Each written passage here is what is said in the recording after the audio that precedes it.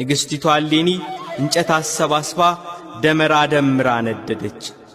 በሚነደው እሳት ውስጥ ዕጣን ጨምራ የዕጣኑ ጢስ ቦታውን እንዲያመለክታት ወደ እግዚአብሔር ተማጸነች።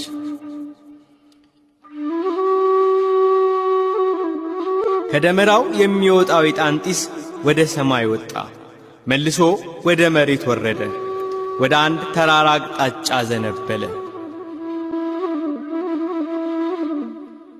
በዚህ የዕጣን ጢስ ምሪት ያ ተራራ እንዲቆፈር አደረገች ንግሥቲቱ እሌኒ።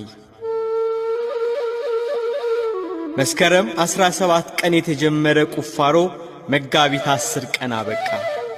በዚህ ዕለት በዚያ በተቆፈረ ጉድጓድ ውስጥ የጌታችን የመድኃኒታችን የኢየሱስ ክርስቶስ መስቀል ተገኘ።